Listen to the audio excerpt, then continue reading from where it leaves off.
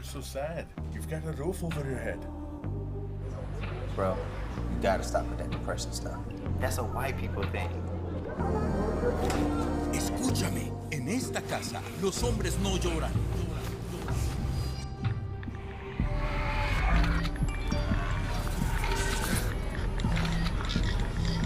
You alright? It just feels like it's coming from everywhere.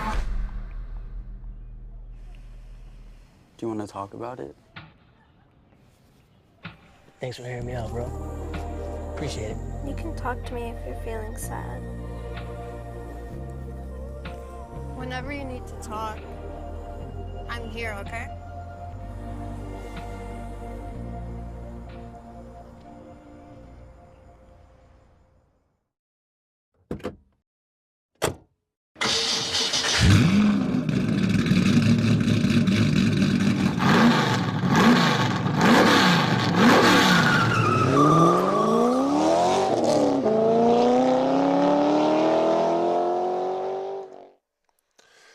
Good evening. Welcome back, everybody. National Racing Network with live coverage of the U.S. Open Wheel D-Class Championship for the USF2000 Series coming to you from the Nurburgring Nordschleife.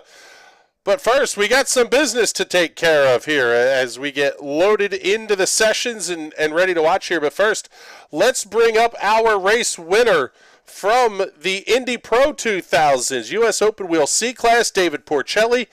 I'll tell you what, bud, that was a hell of a win for you, and Everett did not make it easy over the last couple of laps. Yeah, really exciting. I just had the focus of getting up into his draft, starting P4. I was really worried he'd be able to get away from me. So I was thrilled I was able to get under him. And then coming into the start of the last lap, I wasn't expecting the bump draft on the back straight, and I was sort of hoping to secede the position to Everett so that I could just draft past him on the last long straightaway. But that's not how it went. I ended up in first on the last lap, and I knew I had to redraft Everett, and I was just so thrilled that the timing worked out that I was able to get back alongside him before the S's in order to have a side-by-side opportunity there. Yeah, and then you guys come through the final corner. We didn't get a real clear look at it, whether there was contact or whether it was netcode, but either way, Everett gets off the racetrack. You're able to pick up the win, and on a pretty decent strength of field night. Only 2 splits, but a decent enough strength of field that this one could be big as you start to think championship implications down the line. Yeah, fingers crossed, just trying to maximize my points, so I've been able to do that. Very, very exciting, and I'm having a blast in USF2000 as well. I did not qualify this week on the separate sessions for this car, so I'm looking forward to a last-to-podium challenge here for me. That is absolutely fantastic. Well, we're looking forward to seeing it, brother. But before we let you go here, do all the big sponsor plugs and thank yous. Absolutely. Well, thanks to you guys for putting an awesome broadcast on every week. Shout out to Racecraft One Indianapolis. Thanks to Satellite Racing and Team Watson Racing. Hi, James. I miss you. And that's it. I hope to be talking to you guys in about 45 minutes. All right, buddy. Well, thank you much. We appreciate you coming to check in with us here very quickly as we get rolling here for USF2000. They will be coming up here in just a moment. But first, we're going to take a quick commercial break and get all the other ads that we have to run out of the way here. Don't go anywhere. You're watching the U.S. Open Wheel doubleheader right here on the National Racing Network.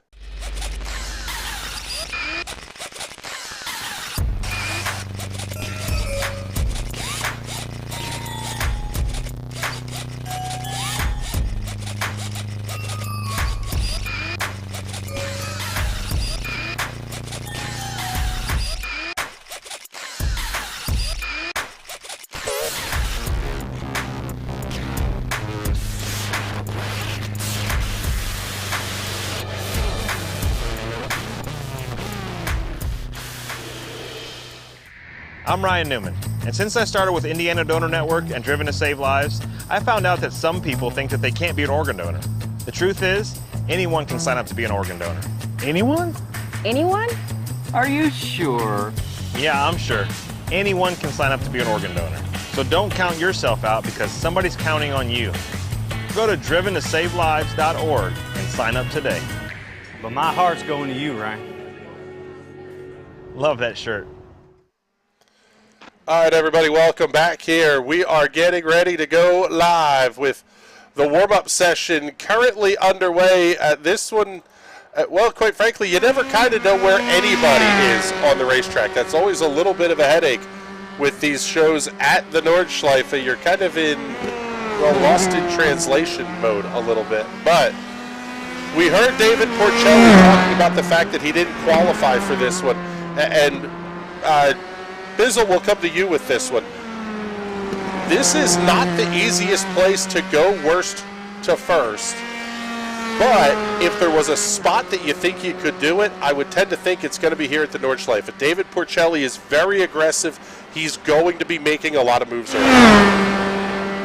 I'm going to say it's going to be damn impossible to do it here. With a very, very short laps-wise race and not a ton of passing opportunities here, it's going to take a lot of luck to get into probably the top 5. That would be it's going to take a lot of luck, or it's going to take a lot of skill. And what does Porcelli have? A whole lot of skill. He has a lot of skill. The problem is other drivers are unpredictable, and trying to get through them, there are going to be wrecks here on the first lap. There have been in every single Nurburgring race since 1926. The so problem, he's gonna though, have to make it through the wrecks. He's going to have to pass a bunch of cars. I just don't see it being possible. The problem, though, is that it's so easy to lose the draft in these cars and this track. Like, yes, David has a ridiculous amount of skill, but just the slightest little mistake from someone that he has to check up for, and his chances of getting up to the front plummet.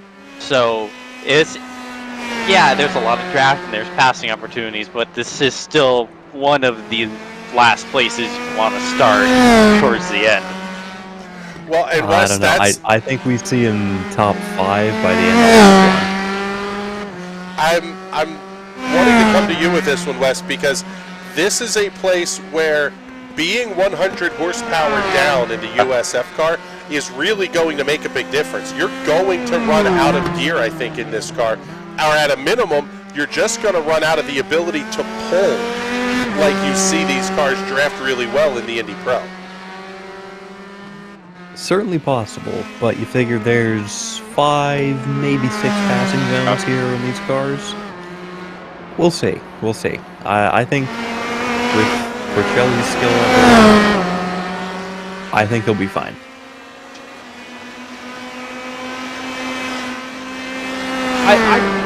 I think he'll be fine. I don't think it's going to be a miserable points night for him. He's still going to do just fine in tonight's race, but I think winning is going to be out of the window tonight. Care to stick a bratwurst on that? You already owe me 6 of them, so yeah, I'll stick a bratwurst on that, and if you win the bet, you still owe me 5 of them.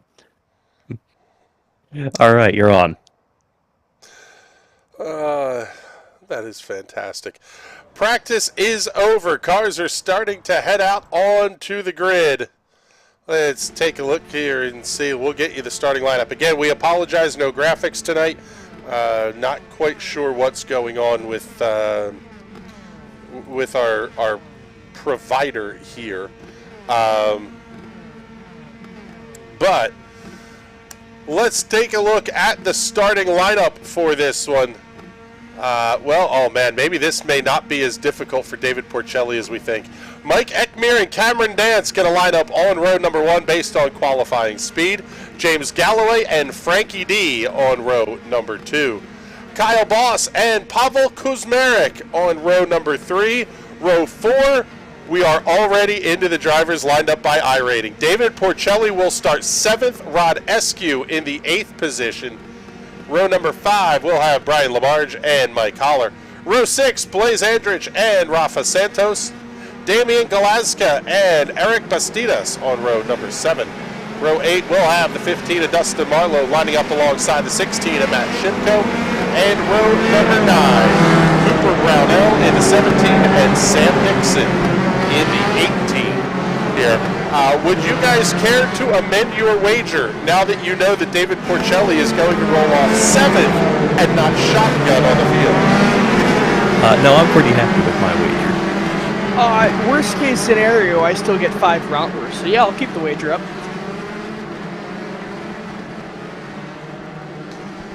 Yeah, this is, I think this one is going to be fun. We have one guy doing the James Watt spin. I don't do this. I don't wreck when I do this. But he did not wreck when he does that, unlike Mr. Watson. Pain. Cameron Dance had a shot in the first race. Big, quick, early acceleration. They are going to be single file at the front before they even get to the final corner. Mike Eckmere, Cameron Dance able to get away. That is absolutely not what David Porcelli wanted to see. Oh, there's already contact. One car losing a rear wing. That's going to be the number 3 of Kyle Voss. And that car is going to be in a world of hurt just trying to get out of the way here on lap 1. Looks like Porcelli did pick up just a little bit of wing damage on the front. We'll see if that affects him. Oh, let's see. Let's pull up the focus camera. Oh, already one. Pavel Kuzmarek getting off course just ahead of Porcelli.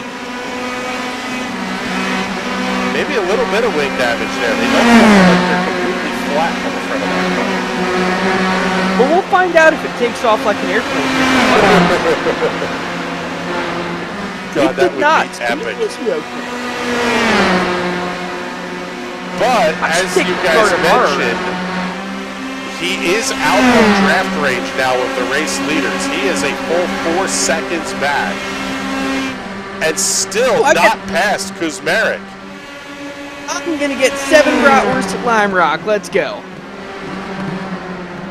I'm going to have so many bratwursts, I'm going to go walking around in the pits and just start handing them out to random people. At the rate we're going, I'm going to owe you bratwursts over multiple years. Hey, Jordan, you want a bratwurst?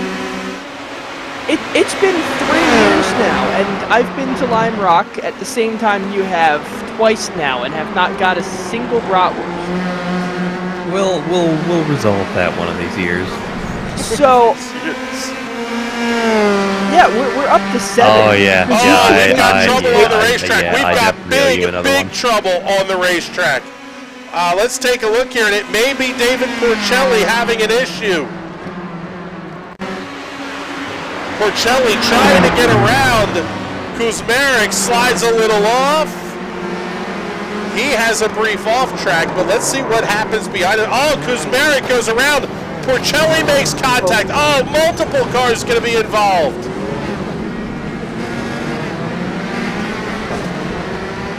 You know, I had bratwurst for dinner tonight. It's still cold. I got a piece in my mouth. And it just makes me even more excited for the 24 bratwurst I will eventually get on my 30th birthday.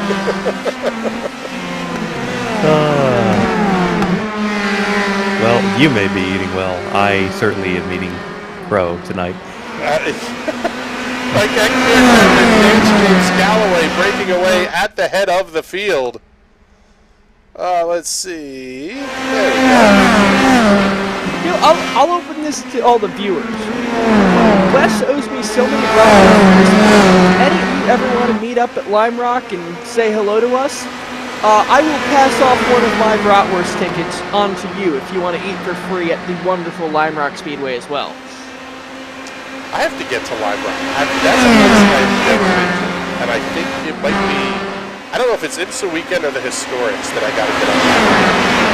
How about the battle for the lead? Both. Cameron Dance, Mike Eckmere battling for the lead into, I don't know, corner. Dance able to grab the top spot. Looks like we're coming up through Gloucester Tower. Could be carousel in just a couple of corners here. Big brake zone, decent chance to pass if you time your run well. Now the short run up the hill to the carousel. Everybody back to single file. Take that banking. That's a fantastic camera.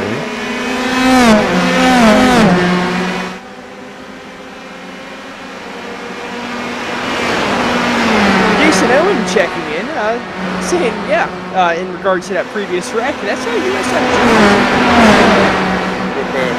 Yeah, wasn't good. Not good at all. Okay, actually, yes. Let's run back through the comments here because I forgot to change them. Sorry, my bad. Jason, yes, you missed the Indy Pro broadcast. He did give you a bin bizzle in the comments.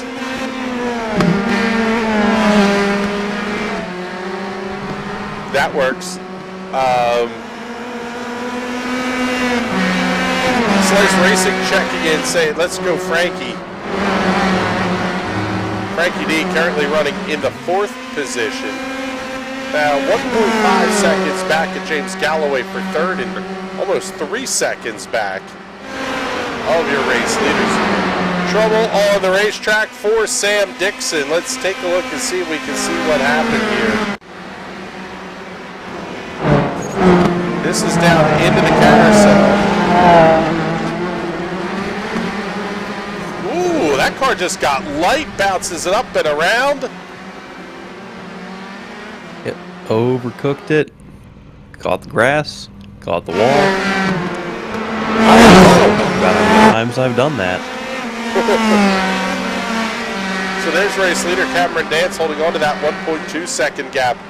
And quite frankly, guys, this is one of those where you almost have to think your leaders have to be at least a little bit concerned, because if you're Ekmir and Galloway, you don't have a lot of time. This race is only 3 laps long. You're going to have to play nice and really use the draft to full effect. Not pull out and pass each other on cue. Don't you love when they always prove us wrong? Well, what do we know? We're just... It's a great drag race. God, they're only to the Bilstein Bridge, dude. They have another, like, 6 miles of side-by-side to do here. Yeah, this is a track where the USF2000 is noticeably slower than the PM18. Yeah, 100 horsepower will do that. 6 and change minute laps in the last race. Lap number 1. Oh, and Ekmir slides off wide. at the final corner. Yeah, it's about a 40% difference in power of these cars. Yeah, okay. I'm seeing some screwy stuff on timing and scoring. Let me refresh this. I am not seeing a completed lap time for any of our top 4. I wonder if there is some sort of an iRacing penalty that could be coming later here. But Rod Eskew, 7 minutes, 3 seconds, 7:08 for Mike Collis, 7:10 for Brian Labarge in 7th. These cars are a full minute slower than the Indy Pro. Jason saying Wes is having Indy Pro at IMS flashbacks. I sure am. That story is so ugly, it'll actually be an episode of Tales from Rukon eventually. Oh, it could certainly be worked into that. I will give up a bratwurst if Tales from Rukon does a special on where all of the members of your party go and race in the Indy 500. You should do that for the month of May. Honestly, I could probably arrange that. I'd have to break out, because there's the old USAC tabletop RPG, right? Yes, there is. Tabletop RPG? Yeah. Yes, there is. Welcome to niche knowledge. If I can dig that up, I might be able to pay them to do that. Certainly won't be able to convince them that much, but we can look into that. Just pay them in bratwurst. That would only get Bizzle to show up. Pay them in pork tenderloins. Yeah, that might work. And root beer from Mug and Bud. Easily the gloriously best worst meal I have ever had.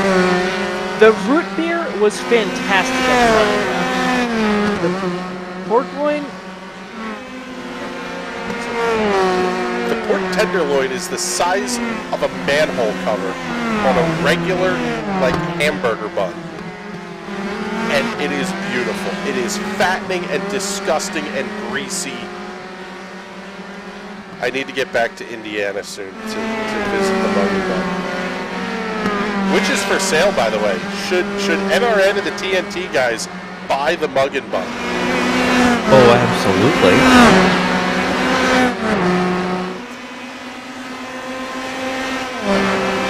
I suppose the real question is, can you afford it? Probably not. But you know what would help affording it? If all you kind viewers would donate to the link in the description, hopefully. Perhaps there's a PayPal. Or just some form of, we accept cash as well. We'll take anything we can get. The root beer is best when you get it in a washed out gallon little jug. Yes. Yeah, Bizzle and I did the whole experience out there. Charlie Brown's for breakfast. Wonderful. The history in that place. Yeah, then what did we do for lunch? We did Daredevil for lunch. Yep.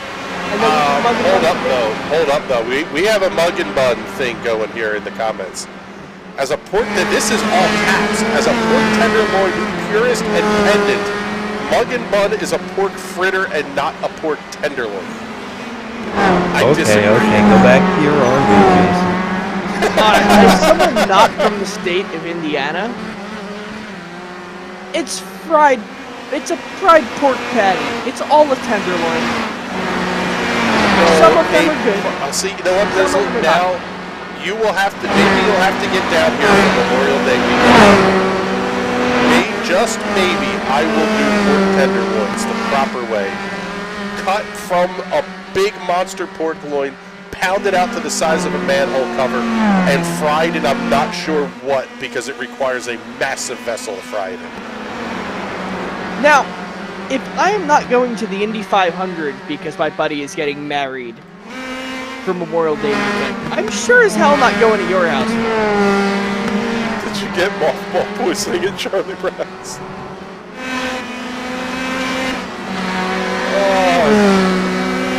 No, but we did get coffee from Homestead? an entire wait staff that looked like they were survivors off of the Titanic. I think Jason might be. How long has this story been going on? I've completely lost track of the race. Well, the good news is it's been going on for less than a lap. It has been less than a lap. It's as vague as 15 minutes. And quite frankly, this is the best battle on the racetrack right now. Actually, we have one way back here for 12th and 13th. Justin Marlowe and Pavel Kuzmarek fighting for the 12th position. Oh, and Marlowe's off the racetrack. He's into the wall and done. The commentator's curse strikes again. Telestrator's not working. I was going to circle that car and it was going to be funny and everything. Where's Dave? There we go. I turned you on, Bizzle. I'll circle that one instead. No, Jason. Bizzle's buddy does not know what Indy means. Clearly. Yeah. The only acceptable time to get married on Memorial Day is if you're getting married at the race. Right? Now, I do have to say that we may be having my oldest college graduation party that day, but it's basically going to end up being like 500 feet, I think. Now, when I find the one and I get married, Wes, you have finally given me an idea, and I will make you the best man for this, planning this idea in my head. Have the wedding. Who doesn't want the job? Have the wedding in the snake pit of the 500. Now I certainly don't want the job. Wes is he's a flute mechanic. No, he is a craftsman. I mean, that. Yes. Both of those are correct. A flute worker works, dude. Well, Somebody have has the time. to hit Currently that on batting my practice. yes, currently on my bench at work, we have a 100-year-old clarinet in for an overhaul, interspersed with the remains of some Chinese trumpets that, shall we say, are built to a price. That's awesome. Wes missing the comment on stream. Sure did. Jason Owens asking, will her maiden name be Johnsonville? And if it's not, I will not be getting married. Oh, trouble for Brian Labarge. Straight lines it. Right there. He hit that wall. Did you just draw an apple? I may have. Yes. Click on the trigger. Steve Jobs, or Steve Jobs' estate, please don't sue us. You didn't draw one with his face. And you're allowed to do that. Oh, okay. God, we are an absolute dumpster fire. Every time we go to the Nordschleife, we turn into an absolute dumpster. Yep. Well, because quite frankly, it is now. Now, I love this. He's running a, that looks like a Jacques Villeneuve 1995 Players. Yes, it is. That's a beautiful car. That is actually the background picture on my phone. Is the Indy 500 winning vehicle of Jacques Villeneuve. We'll pick up some tight shots here, and we'll go to your race leader to start things off. Cameron Dance in the number 2. Very nice spec map work on that paint scheme. Although it's not quite a jig, but we'll give him credit for it. And it's also not Team Watson, so... It is a hybrid if you look at the side pod here.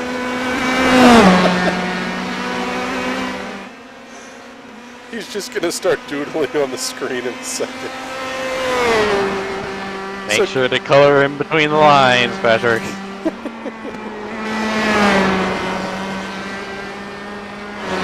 Yes. Doodle.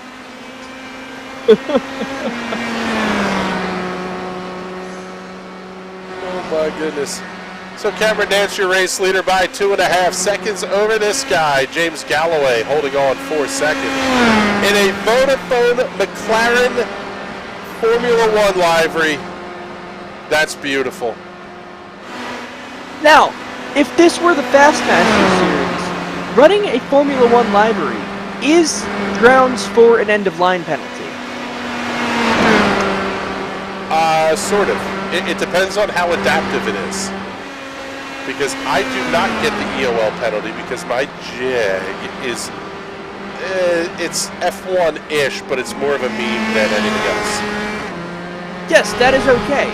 But if you show up in a Red Bull livery or an Ayrton Senna livery or any other F1 scheme that everyone in iRacing runs who doesn't know how to drive, you're getting an EOL.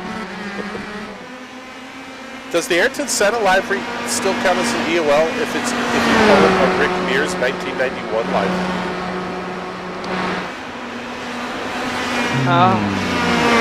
That's tough. Okay. I guess it depends if it says Senna or Mears on the side of the car. Yeah, I was just about to go there, yeah. It depends if you meme it up, because it is a tobacco scheme, so you can't run the tobacco company on it. However, if you write something funny in place of the tobacco brand, that's a pass. You get to stay where you are when you qualify. Yeah, but you see, then that makes every Jordan livery of their last, 6 years of existence completely legal. Well, if you run a Jordan livery... The Buzzing Hornets livery. Yeah, but the Jordan liveries are cool. Every year they had a different cool design. They had a shark one year, they had some bees the next year. Yes, it depends on the tie rod. Oh. Let's pick up Frankie D. Now, he's running the players scheme in this one, but he does run the Indy Pro car. He runs a footwork livery, which, quite frankly, I think that should be okay. That's meme enough as the actual livery to say, yes, I'm good with that.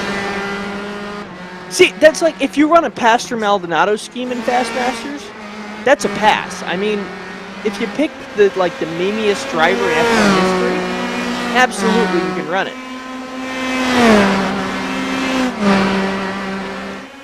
Boys, we are already on the white flag lap here. This is lap number 3.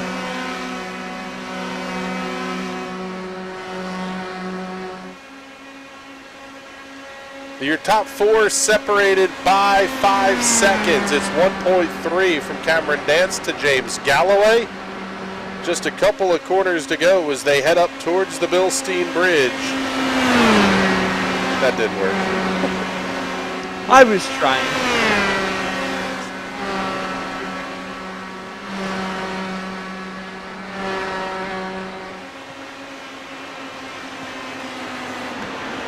By the way, David Porcelli will not score points in the broadcast championship here in this race. But off the final corner, Cameron Dance. Oh, buddy, hold on to it. Twin checkers. Cameron Dance gets the win at the Nordschleife. James Galloway holds on for second. Mike Eckmere third. Frankie D comes home fourth. Finally into the final corners will be the number 6 of Rod Eskew. He will come home in the 5th position. Pick up Mike Holler. He had a little bit of an off track just a moment or so ago, but able to get the car back onto the racing surface. And he will come around to take the checkered flag. Brian Labarge entering the final corner, and then we're going to go about 13 seconds back to find Blaze Andrich, who will come home in position number 8. Slowly in position number 8. See, this is a livery I can get behind. The Miller High Life colors that Danny Sullivan ran. I'm good with that one. The Husky chocolate colors of Damian Galarska. Damian going to finish in the 9th position here. And about 30 seconds back will be Matt Shimko. He will, if he can get all the way around to the end here, he will finish this one in position number 10. And then it's another 47 seconds back to Sam Dixon in 11th.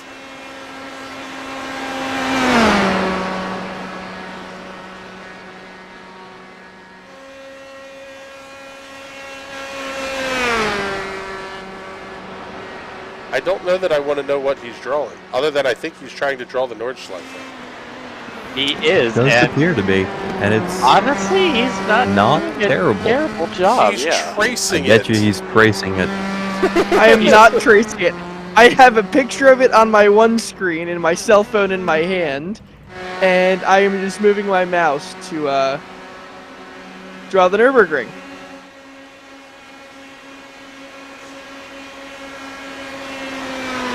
It almost circled the car there. That would have been beautiful. Oh my goodness. It looks like Clear this out. This battle's for position. Sam Dixon and Pavel Kuzmarek. Kuzmarek's had multiple issues in this race, but only 0.6, now half a second back of 11th position.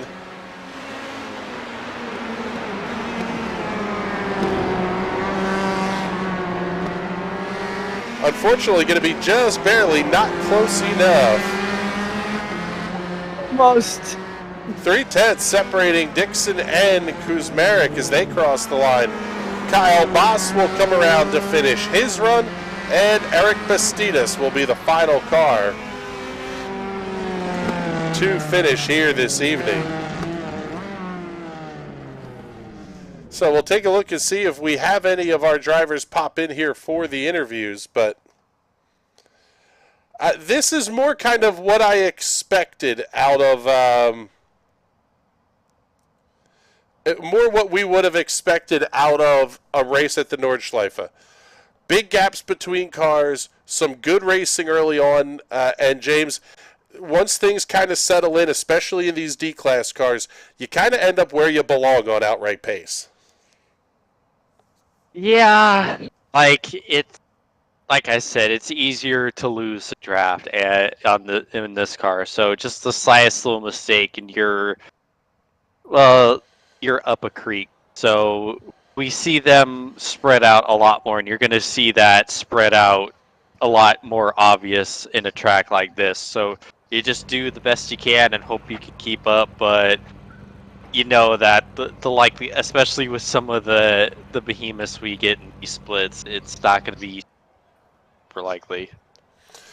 Yeah, and Wes, like we talked about here, this place it's not easy to figure out, and even in these top split races, it's narrow, and there's a whole lot of chances to make mistakes that just instantly pitch you into the wall. Yep, and if the mistakes don't pitch you into the wall, the competitors are potentially right there, as we found out on lap 1. Yes. Unfortunately, we saw a little bit of that. Knocked David Porcelli out. He finishes in the 15th position. The first of those cars not to finish. Dustin Marlowe finishing 16th. Cooper Brownell 17th. And Rafa Santos finishing in the 18th position. But Bizzle, tomorrow we get a good one. Camel GT is heading to VIR. I can't wait. Having run a camel split at VIR this week, oh boy, is it wild. Yeah, it's too tight. Yeah. No, it's not. The prototypes will happily send it too wide up the S's, and down in the roller coaster, and down in hog pen, and really anywhere that there's tarmac, and maybe some no tarmac as well. So tune in for that one. Yeah, we're looking forward to it. Bizzle, you and I have some discussing to do here when we get off the air, but I'll tell you what, there are some big things that I think are going to be coming here to NRN in the very near future, and I'm really looking forward to seeing what we do over the rest of 2023. It's going to be a fantastic year here on the National Race Network. Yeah, I think this one's going to be fun. But with that, it is time for us to get the heck on out of here. For James Watson, Wes Shire, Patrick Byrne, and everybody here at NRN that makes these shows happen, my name is Chris Graham. Thank you so much for coming to hang out with us. We will talk to you all soon. Have a great night, everybody.